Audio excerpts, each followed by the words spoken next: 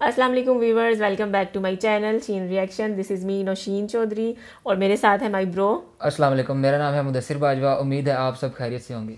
Ji, we hope so कि आप सब खैरियत से होंगे, मज़े में होंगे, अपनी लाइफ को एंजॉय कर रहे होंगे। तो आज जो हम आपके लिए वीडियो लेके आए हैं वो काफ़ी इंटरेस्टिंग वीडियो लग रही है। Rise of Bangladesh in 50 years.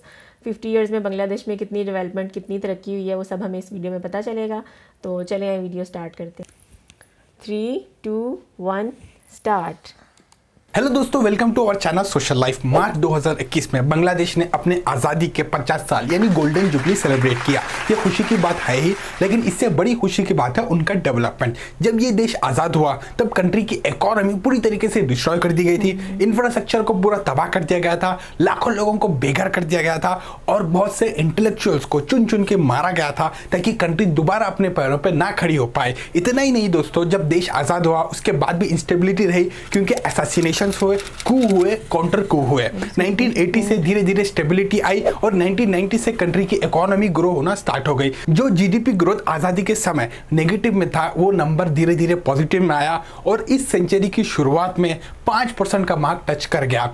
2010 से ये नंबर 6% के ऊपर है और 2015 से 7% का जीडीपी ग्रोथ बांग्लादेश दे रहा है। इतना ही नहीं, 2019 में ये कंट्री का जीडीपी ग्रोथ 8% का मार्क भी क्रॉस कर गया, जो कि एक रिमार्केबल अचीवमेंट है। फिर 2020 में पैंडेमिक आया जिसकी वजह से जीडीपी ग्रोथ पे इफेक्ट हुआ, लेकिन उसके बाद भी जीडीपी ग्रोथ पॉजिटिव में रहा। 3.8% एस्टिमेट किया गया है और 2021 में यही नंबर 5% एक्सपेक्ट किया जा रहा है। दोस्तों अब बात करते हैं जीडीपी की। 1975 में बांग्लादेश का nominal GDP 8 billion US dollars estimate किया गया था। 1990 तक यही नंबर 34 बिलियन यूएस डॉलर्स के पास था। 2000 में यही नंबर 54 बिलियन यूएस डॉलर्स के पास था। यहां से फिर बांग्लादेश की इकोनॉमी राइज होना स्टार्ट हो गई। 2011 में ये नंबर डबल हो गया, यानी 108 से ज्यादा होकर 128 बिलियन यूएस डॉलर्स हो गया। 2021 तक 365 बिलियन यूएस डॉलर्स की हो गई, यानी लास्ट 10 ईयर्स में जीडीपी में 237 बिलियन यूएस डॉलर्स की एडिशन की गई है। और जब हम पीपीपी की बात करेंगे तो 1980s में ये नंबर 40 बिलियन यूएस डॉलर्स के पास था। 1990 में ये नंबर 90 बिलियन यूएस डॉलर्स के पास हुआ। 2001 में ये 191 बिलियन यूएस डॉलर्स के पास था और 2011 में 420 बिलियन यूएस डॉलर्स के पास था, जबकि 2021 में ये नंबर 966 बिलियन यूएस डॉलर्स के पास है। यानी लास्ट 10 ईयर्स में 544 बिलियन यूएस डॉलर्स की जीडीपी ऐड की गई है बांग्लादेश ने। ये दोस्तों एक रिमार्केबल अचीवमेंट है। अब सवाल ये उठता है कि इतनी तेजी से बांग्लादेश की जीडीपी कैसे राइज हुई। उसका सिंपल सा आंसर है दोस्तों, इकोनॉमिक रिफॉर्म्स जो बांग्लादेश ने किए उसका फायदा हुआ। इसके अलावा macro economic and fiscal management, inclusive growth, socio economic and human indices पे बांग्लादेश की परफॉर्मेंस, इन सब का कंट्रीब्यूशन है बांग्लादेश की इकोनॉमी के राइज में। और जब हम जीडीपी पर कैपिटा की बात करेंगे तो नॉमिनल पे ये नंबर 2227 यूएस डॉलर्स, जबकि पीपीपी में 5811 यूएस डॉलर्स है। दोस्तों जब हम बांग्लादेश की जीडीपी को सेक्टर वाइज देखेंगे तो एग्रीकल्चर का शेयर 15%, सर्विसेज का शेयर 50% और इंडस्ट्रियल सेक्टर का शेयर 35% के पास है। दोस्तों लास्ट डेकेड्स में जो बांग्लादेश की तेजी से इकोनॉमिक राइज हुई है उसका बड़ा रीजन इंडस्ट्रियल सेक्टर है। ये इंडस्ट्रियल सेक्टर का जो जीडीपी शेयर है 1970s में वो सिर्फ 6% के पास था, आज वही नंबर 35% के पास है, क्योंकि 80s और 90s में बड़े बड़े इंडस्ट्रियल रिफॉर्म्स किए गए जिससे इकोनॉमी को काफी बूस्ट मिली और एम्प्लॉयमेंट भी कंट्री से तेजी से बढ़ा। इसके अलावा एक्सपोर्ट्स भी तेजी से राइज हो गया। लास्ट डेकेड में बांग्लादेश का एक्सपोर्ट्स 80% बढ़ गया और 2018 के फिस्कल में 40 बिलियन यूएस डॉलर्स तक का एक्सपोर्ट बांग्लादेश ने किया। आज बांग्लादेश की जो टेक्सटाइल इंडस्ट्री है वो वर्ल्ड की सेकंड लार्जेस्ट है। अभी बांग्लादेश अपनी इकोनॉमी को डाइवर्सिफाई कर रहा है, आईटी, फार्मा, सीमेंट और स्टील पे फोकस किया जा रहा है। दोस्तों कंट्री में एक्सपोर्ट्स बढ़े हैं, फॉरेन इन्वेस्टमेंट बढ़ा है, इसके अलावा जो रेमिटेंसेस है वो भी बढ़े हैं, जिससे कंट्री का फॉरेन रिजर्व भी बढ़ गया। इससे पहले जब हमने बांग्लादेश और पाकिस्तान का कंपैरिजन वीडियो बनाया था तब हमने ये बात बताई थी कि बांग्लादेश का जो फॉरेन रिजर्व्स है वो 33 बिलियन यूएस डॉलर्स के पास है, जबकि पाकिस्तान का नंबर वैसे तो 13 है, लेकिन वो जेब से पैसे भी लगा देते, एसडीपी का पैसा भी पूरा लगा दे के सब मिला के एक बड़ा चढ़ा के नंबर बताते हैं जो कि 18 बिलियन यूएस डॉलर्स के पास है। अब वही नंबर 22 बिलियन यूएस डॉलर्स के पास है, जबकि बांग्लादेश का दोस्तों नंबर 45 बिलियन यूएस डॉलर्स के पास है और एक्सपर्ट्स का ऐसा मानना है कि ये साल खत्म होने तक ये नंबर 50 बिलियन यूएस डॉलर्स के ऊपर भी चला जाएगा।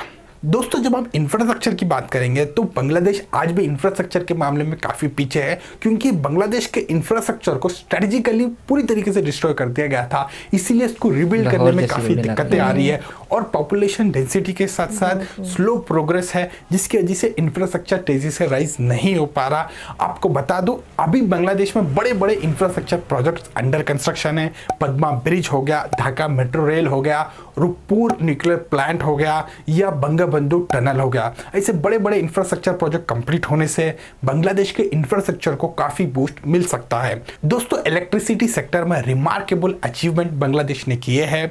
अभी बांग्लादेश का जो इलेक्ट्रिसिटी जनरेशन है वो 21,000 मेगावाट्स के पास है और जो electricity access to population ratio है वो 1991 में दोस्तों सिर्फ 14% के पास था, यानी बांग्लादेश की सिर्फ 14% आबादी के पास इलेक्ट्रिसिटी अवेलेबल थी। बांग्लादेश ने दोस्तों 14% के नंबर को 70, 80, 92% के पास पहुंचा दिया और अभी के लेटेस्ट एस्टिमेशंस कह रहे हैं कि बांग्लादेश का जो इलेक्ट्रिसिटी एक्सेस है वो 98% से भी ज्यादा है। दोस्तों एजुकेशन के सेक्टर में भी कुछ ऐसा ही परफॉर्मेंस हुआ है।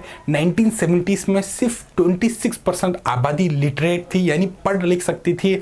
आज दोस्तों यही नंबर 80% के पास है। दोस्तों पिछले कुछ सालों में बांग्लादेश ने 73% रिड्यूस किया है जेंडर गैप। अभी साउथ एशियन कंट्रीज में टॉप परफॉर्म कर रही है बांग्लादेश जेंडर इक्वालिटी के मामले में। अगर आप फीमेल वर्कफोर्स पार्टिसिपेशन देखोगे तो 1996 में यह नंबर 15.8% के पास था और वही 2018 तक 36% के पास पहुंच गया और साउथ एशिया का एवरेज 35% के पास है। हालांकि यह नंबर और अच्छा हो सकता था, लेकिन हमारे प्यारे मित्र की परफॉर्मेंस के बाद यह नंबर नीचे चला गया। दोस्तों डिजिटल इंडस्ट्री में भी बांग्लादेश तेजी से राइज हो रहा है। आईसीटी इंडस्ट्री पिछले कुछ सालों में $25 मिलियन से लेकर आज $1 बिलियन की हो गई है। इतना ही नहीं, इंटरनेट पेनिट्रेशन भी तेजी से बढ़ गया। अभी ये नंबर 50% के पास है और 2018 में बांग्लादेश ने अपनी खुद की सैटेलाइट बंगबंधु 1 लॉन्च कर दी और 57th नेशन बन गई जिसके पास खुद की सैटेलाइट है। दोस्तों जब कंट्री में तेजी से इकोनॉमिक राइज होता है तो पॉवर्टी भी डिक्लाइन होती है। जब बांग्लादेश आजाद हुआ उस समय बांग्लादेश की 80% से ज्यादा आबादी गरीब थी। आज सिचुएशन पूरी तरीके से बदल दिया गया है और आज सिर्फ 20% की population below the poverty line है और 10% की पॉपुलेशन एक्सट्रीम पॉवर्टी के पास है। अभी दोस्तों कुछ मेजर माइलस्टोन्स की बात करते हैं। 2018 में लीस्ट डेवलपिंग कंट्री से ऊपर निकलकर डेवलपिंग कंट्री में आने का जो क्राइटेरिया होता है वो बांग्लादेश ने अचीव कर लिया है और 2021 में दोबारा इस क्राइटेरिया को देखा जाएगा और 2024 तक दोस्तों बांग्लादेश एलडीसी यानी लीस्ट डेवलपिंग कंट्री से बाहर निकलकर डेवलपिंग कंट्री में आ सकता है। और इसके अलावा यूनाइटेड नेशंस के जो मिलेनियम डेवलपमेंट गोल्स होते हैं जिसमें education, food security, mortality rate, इन सब पे फोकस किया जाता है, इसमें बांग्लादेश ने काफी अच्छा काम किया है। बड़े बड़े इंटरनेशनल ऑब्जर्वर्स ने बांग्लादेश की यहाँ पे तारीफ की है। दोस्तों अब बात करते हैं कुछ मेजर इश्यूज की। सबसे पहले इकोनॉमिक डाइवर्सिफिकेशन।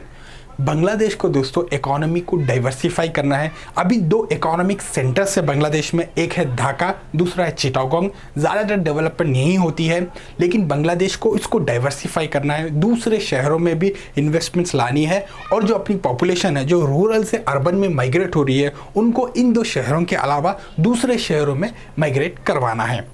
दूसरा इशू है स्लो प्रोग्रेस। बांग्लादेश में जो भी बड़े बड़े मेगा प्रोजेक्ट्स बन रहे हैं वो अपनी डेडलाइन ज़रूर मिस करते हैं, जिससे जो ओवरऑल प्रोडक्शन कॉस्ट है वो भी बढ़ जाता है और जो इकोनॉमिक एक्टिविटी होती है उस पर भी इम्पैक्ट गिरता है। और तीसरा इशू है करप्शन। वाइड स्प्रेड करप्शन है बांग्लादेश में और जो भी इंडस्ट्रियल आउटपुट आता है उसकी क्वालिटी को लेकर सवाल उठाए जाते हैं। जो भी स्कीम्स लाए जाते हैं वो कितने अच्छे से लोगों तक पहुंच रही है उस पर भी कई बार सवाल उठते हैं। तो दोस्तों सरकार को करप्शन को कंट्रोल करने की जरूरत है। चौथा है दोस्तों फ्रीडम ऑफ एक्सप्रेशन। हम न्यूज में अक्सर देखते हैं कि किस तरीके से जर्नलिस्ट को और अपोजिशन पार्टीज को दबाने की कोशिश की जाती है, जिससे बांग्लादेश की एक खराब इमेज दुनिया के सामने आती है। तो अब देखना यह है कि सरकार इन सभी चीजों पे कैसे काम करती है। तो दोस्तों इसके अलावा एग्रीकल्चर और सर्विस सेक्टर की प्रोग्रेस पर भी हम डिटेल वीडियो ज़रूर बनाएंगे। बस इस वीडियो में इतना ही। आप इस टॉपिक के बारे में क्या सोचते हो और आपको ये वीडियो कैसा लगा नीचे कमेंट में ज़रूर बताना। वीडियो अच्छा लगा तो लाइक कर दीजिए। अगर सब्सक्राइब नहीं किया हमारे चैनल सोशल लाइफ को, सब्सक्राइब भी ज़रूर कर लीजिएगा। हमारा वीडियो देखने के लिए बहुत बहुत धन्यवाद। Thank you. आज का वीडियो ये परसेंटेजेस देख के वी आर रियली शॉक्ड।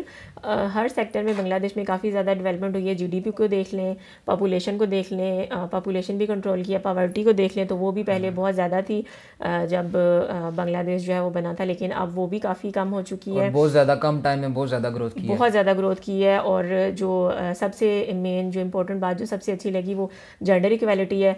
बहुत सारी जो है वुमेन वो भी जेंट्स के साथ वो काम करती हैं और वर्क प्लेस में जो उनका नंबर है वो भी इंक्रीज़ हुआ है। तो we are really impressed by this video और हमें बहुत अच्छा लगा ये वीडियो देख के, प्रोग्रेस देख के बांग्लादेश की। तो वी होप सो कि बांग्लादेश ऐसे ही प्रोग्रेस करता रहे। आपको कैसा लगा मुदस्सिर? बहुत अच्छा लगा वीडियो देख के और बहुत ज़्यादा इंटरेस्टिंग वीडियो थी। हाँ, और बहुत ज़्यादा डेवलपमेंट हो चुकी है बांग्लादेश में। तो 50 ईयर्स में बांग्लादेश ने बहुत कुछ किया है। तो हमें मज़ीद वीडियोस के लिए रिकमेंडेशन देते रहा करें। वीडियो को लाइक करना मत भूलें, चैनल को सब्सक्राइब करें। मिलते हैं आपसे नेक्स्ट वीडियो में। टिल देन अल्लाह हाफ़िज़।